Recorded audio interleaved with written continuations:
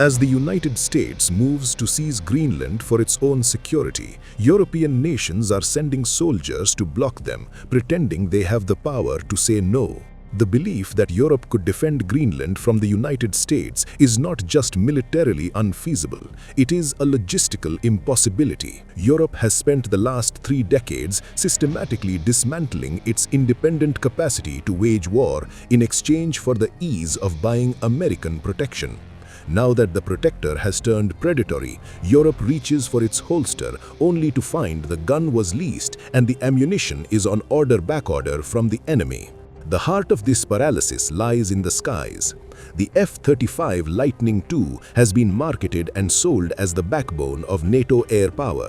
It is the chosen fighter for the United Kingdom, Italy, the Netherlands, Germany, Poland, Finland, and crucially Denmark itself. European leaders hailed this as a triumph of interoperability. In reality, it was a surrender of sovereignty. The F-35 is not merely a plane, it is a flying data center that remains tethered to the United States through the Autonomic Logistics Information System and its successor, Odin. These systems control everything from maintenance schedules to mission data files. Without the daily digital handshake from servers in the United States, these jets are effectively grounded.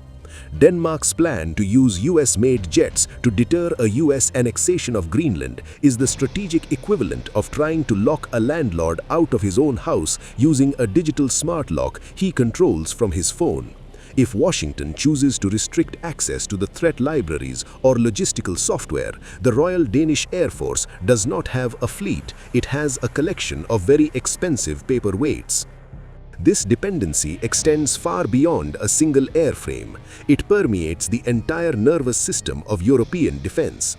Modern warfare is a contest of kill chains, which is the sequence of identifying a target and destroying it. Europe has almost entirely outsourced the identify portion of this chain to the US military-industrial complex. The satellite architecture, the GPS guidance kits, and the electronic warfare libraries that allow European missiles to find their marks are American assets. A European frigate patrolling the Arctic waters off Nuuk would rely on the global positioning system to navigate and target. That system is owned and operated by the US Space Force. In a conflict scenario, the United States does not even need to fire a shot. It simply needs to degrade the signal quality or deny access to the encrypted military bands. Europe would be left blind and deaf in the Arctic darkness. The situation on the ground is equally dire. The war in Ukraine served as a brutal wake-up call that exposed the hollowness of Europe's industrial base. Yet the response was to deepen reliance on Washington. When European stockpiles ran low, governments did not build new factories to produce indigenous solutions. They rushed to buy off-the-shelf American systems because it was faster. Between 2020 and 2024, US arms exports to Europe more than tripled, rising by an astounding 233%. Today, the continent's most potent ground deterrents are the HIMARS rocket systems and Patriot air defense batteries. These are formidable weapons, but they are thirsty beasts that consume interceptors and rockets at a rate European industry cannot match. The production lines for the solid rocket motors and advanced guidance chips for these munitions are overwhelmingly concentrated in the United States. Europe has purchased the launchers, but it begs for the arrows. In a theoretical clash over Greenland, the European defense would run out of precision munitions within days, if not hours, because the supply chain begins and ends in the country they are trying to deter. This strategic subservience was a choice. For decades, European nations viewed defense budgets as optional contributions to a US-led benevolent order, rather than the premium paid for national survival. They eagerly collected the peace dividend after the Cold War and allowed their own military-industrial giants to wither or merge into transatlantic conglomerates dominated by American partners.